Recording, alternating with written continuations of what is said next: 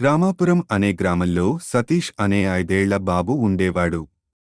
ఒకరోజు సతీష్ అడవిలో నడుస్తూ వెళ్తున్నప్పుడు అకస్మాత్తుగా ఒక విచిత్రమైన శబ్దం వినిపించింది. భయంతో ఆ శబ్దం ఏవిటో చూసేలా అక్కడికి దగ్గరగా వెళ్ళాడు. అక్కడ అతనికి ఒక మాయల ద్వారం కనిపించింది. అది నక్షత్రాలతో మెరిసిపోతూ ఉంది. ఆ ఆశ్చర్యకరమైన దృశ్యాన్ని చూసిన సతీష్ ఆ ద్వారం దగ్గరికి నడుచుకుంటూ వెళ్లి ధైర్యంగా తలుపు తెరిచి లోపలికి అడుగుపెట్టాడు. అక్కడ ఒక అద్భుతమైన మాయల ప్రపంచం కనిపించింది. అందులో మాటలాడగల జంతువులు, మెరిసే సీతాకోకచిలుకలు, నాట్యం చేసే పూలు కనిపించాయి. అక్కడే సతీష్కి ఓ మాట్లాడే కుందేలు కలిసింది. కుందేలు అన్నది, సతీష్, మా అడవికి రంగులు లేకుండా పోతున్నాయి. మా రెయిన్బో క్రిస్టల్ పోయింది.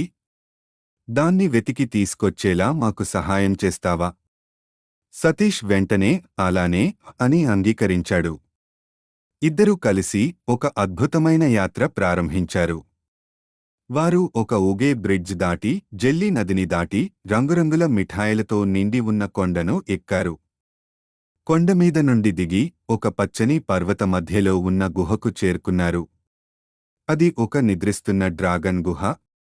అందులోనే రెయిన్బో క్రిస్టల్ మెరిసిపోతూ ఉంది. సతీష్ డ్రాగన్ను జాగ్రత్తగా దగ్గరగా వెళ్లి శాంతంగా అడిగాడు, మా అడవి రంగులు కోల్పోయింది. దయచేసి ఆ క్రిస్టల్ మాకు ఇవ్వగలవా? డ్రాగన్ కళ్ళు తెరిచి నవ్వుతూ అన్నాడు.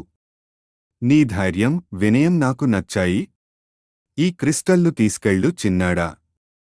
ఆ తరువాత సతీష్ ఆ క్రిస్టల్ను మాయల అడవిలో ఒక ప్రకాశించే చెట్టు దుంపపై ఉంచాడు. అక్కడికే ఒక్కసారిగా ఆ అడవి మళ్లీ రంగుల విందుగా మారిపోయింది. పూలు నవ్వాయి, జంతువులు ఆనందంగా ఊగిపోయాయి. కుందేలు కోకో ఆనందంతో చెప్పాడు, ధన్యవాదాలు సతీష్. నువ్వు మా అడవిని మళ్లీ జీవం పోశావు. సతీష్ చిరునవ్వుతో అందరికీ చేతులు ఊపి వీడ్కోలు చెప్పి మాయల ద్వారం మార్గంగా తిరిగి తన ఊరికి వచ్చాడు. తన ఇంటి వద్ద ఉన్న చెట్ల వైపు చూస్తూ మెల్లగా అన్నాడు, మాయలు నిజమే. నమ్మకం ఉంటే చాలు.